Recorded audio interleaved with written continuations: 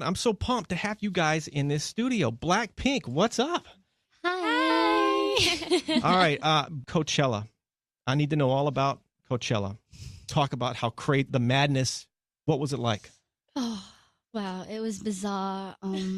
Nothing like we would have imagined it to be because we thought we kind of knew what we were like rocking up for, but it was way bigger and better than we had imagined it to be. So yeah, it was like a dream come true. And you Came by to say hi, and like it was really, really sweet of them to like, you know, come and make us feel welcome because it was our first time there, and they like kind of made us feel a lot more comfortable than we would have actually expected it to be. Very cool. Well, Blackpink basically took over Coachella. Everybody was talking about it. So you guys, you're on. This is a great way to start your U.S. tour and all that stuff. Congrats on everything. Thank you. All right. I know the EP and the single "Kill This Love" that's been out for a while now, but I'm told you guys are already working on a new album, a new EP. Something. What is that true or not?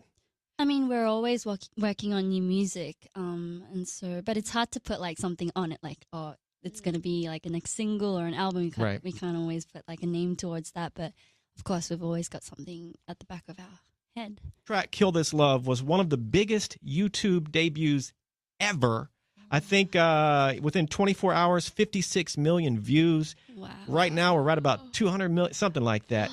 So I assume when you release this track, you know the group is doing well, but did you expect that? What's your reaction when you saw that kind of, monstrous debut numbers?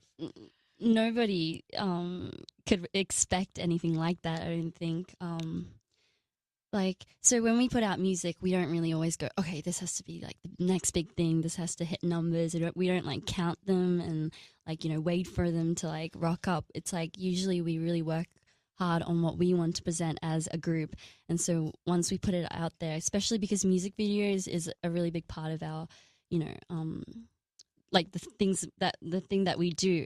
You're known for your visualizations and whatnot, right? We put a lot of effort into it. So just seeing that come out in numbers, it's very rewarding. And of course, we're very, very flattered about it, but we did not expect anything like that.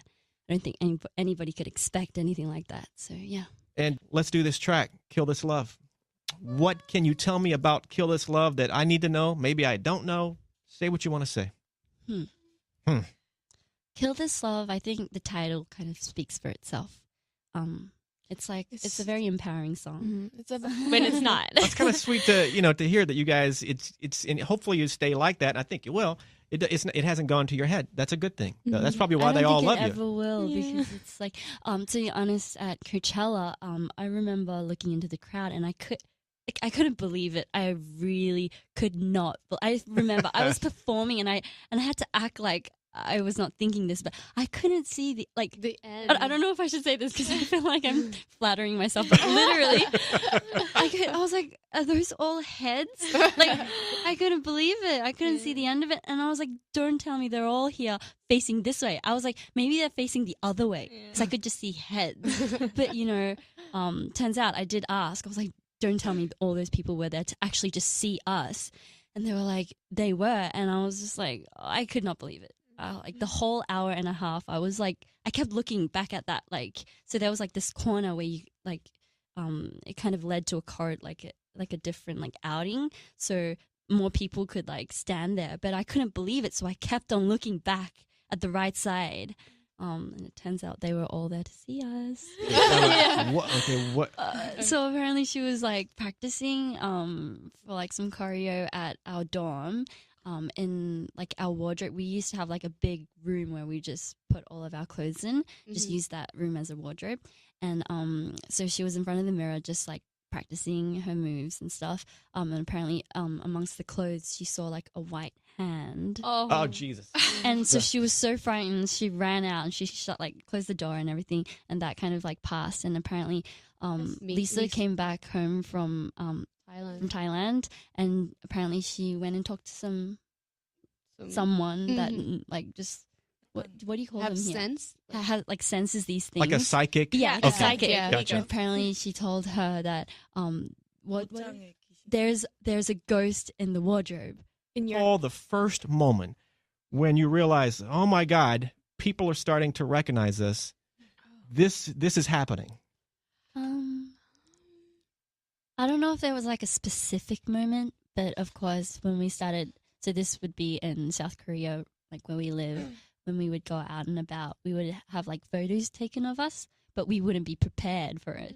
So like, you know, on our days off, we'd be really like, you know, just woke up, you know, didn't even like care to put on some sunscreen.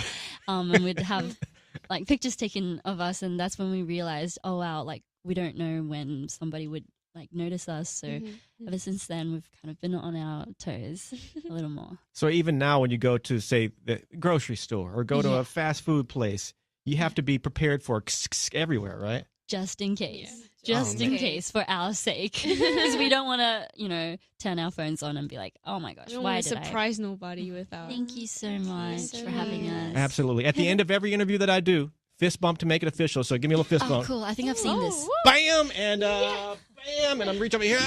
Bam! And do the bam! There we go.